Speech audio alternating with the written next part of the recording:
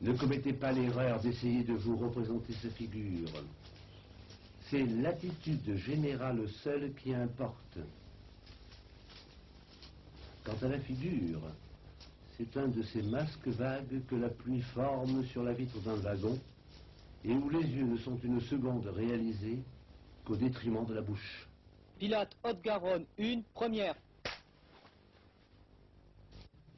Allons, Pilate, parle un peu et raconte-nous comment tu as passé les 2 années de ton proconsulat qui ont suivi l'an 33. Tum, vero, Hierosolima, incolere iam nequibam. Il dit que la vie à Jérusalem était devenue pour lui impossible. Haec sustinere non poteram. Il ne pouvait plus y tenir. Tumultibus, procellis, discriminibus quae primis temporibus judicatus mei cognoveram, succerant, quaedam vesana torpor, ac ista cadaveris effigies ophelis sionisque colium. Aux noires secousses électriques, aux grondements de tonnerre, aux arrivées de cyclones, les unes après les autres, qui avaient marqué les premiers temps de sa judicature, avait succédé une espèce de catalepsie hagarde. Et ce faciès cadavérique par lequel Ophèle et Sion répondent encore aujourd'hui à nos regards fascinés. Aliquandiu resonavit quidran clamoribus ilius tragédiae. Quelque temps encore, les échos du Kidron retentirent de la tragédie qui venait de s'y accomplir. Ex Aegypto ad Galileam crebuerunt robores usque ad praetori limina. De l'Égypte à la Galilée, des remous de rumeurs bizarres venaient battre les marches du prétoire. Cuiect erat ubique ingens et habitat trepidatio.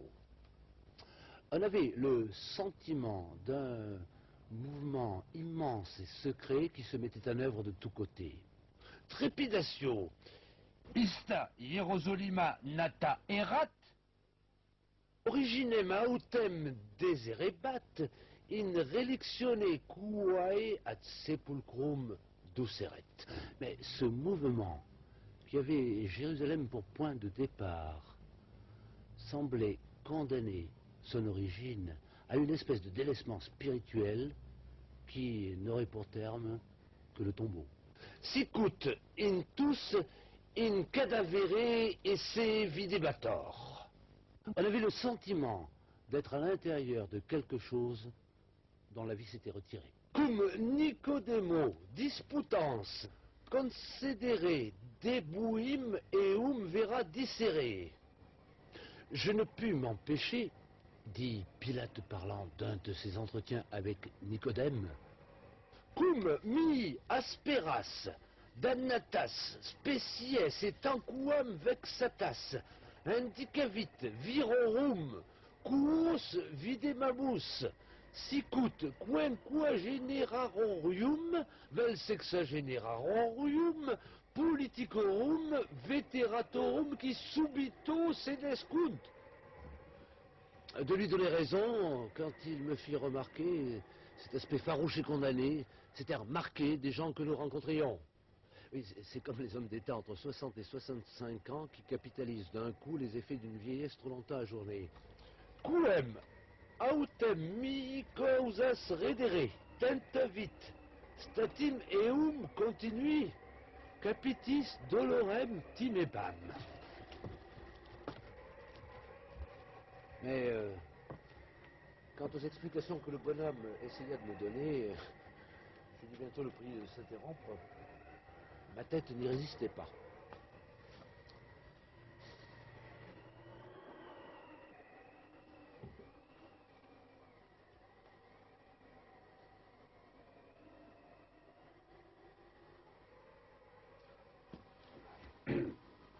Suivons quant à nous, si vous le voulez bien, d'un regard appréciateur, l'effet rongeur des nouvelles inquiétantes et déformées qui traduisaient à Rome l'événement de Gabata. Pilate ne se trompait pas quand son instinct, en accord en cela avec les expressions ambiguës de ses correspondants, l'avertissait que la nouvelle n'avait pas été digérée et qu'un certain mécontentement, que l'on pourrait appeler physique, dans les bureaux, impuissant à se traduire par un blâme, se diffusait sur l'espèce non moins redoutable de la mauvaise humeur. Une règle, c'est certain, avait été enfreinte, et le délit s'aggravait du fait même de son manque de localisation.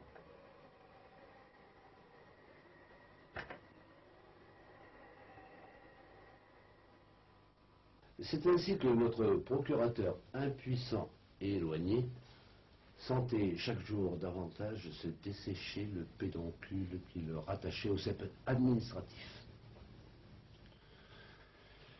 Pilate, au bout de 2 ans de carafe, est rappelé à Rome.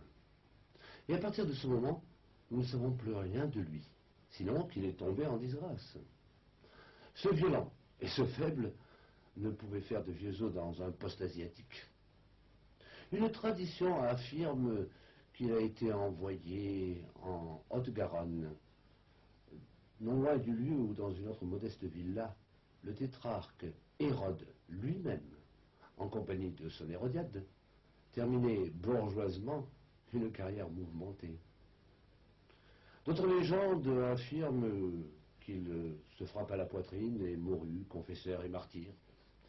Il paraît que l'Église abyssine l'a placé sur ses autels.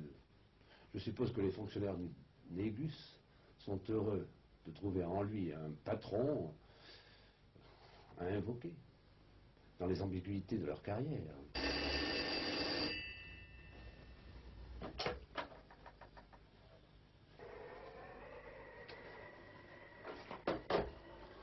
Mais le plus sûr est de laisser parler notre engastrimite, qui demande à nouveau la parole.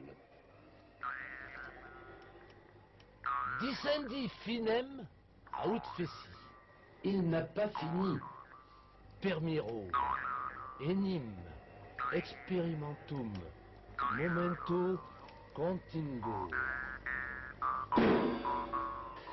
Il en arrive, dit-il, au moment le plus surprenant de ses expériences. Les événements, a dit le poète Euripide, projettent leur ombre devant eux. Il n'y a pas de craquement, de frôlement dans la nuit, à quoi une oreille exercée ne soit capable d'adapter une intention rétrospective. Ainsi, lors de mes 2 dernières années de mon laps en Palestine, certains petits faits auraient pu me faire des signes. Pareil aux symptômes d'une grave maladie qui progresse, auquel l'attention trop longtemps n'a accordé que le bénéfice d'un enregistrement involontaire. Le plus sérieux fut la disparition entre Joppé et Brinde de mon panthéon portatif. L'enquête la plus diligente n'a donné aucun résultat. Et depuis lors, je me sens aussi gêné et désheureux qu'un juriste à qui on aurait enlevé ses ouvrages de référence. Mais ce n'est qu'après mon arrivée dans la capitale que les tons nouveaux pour ma perte dont je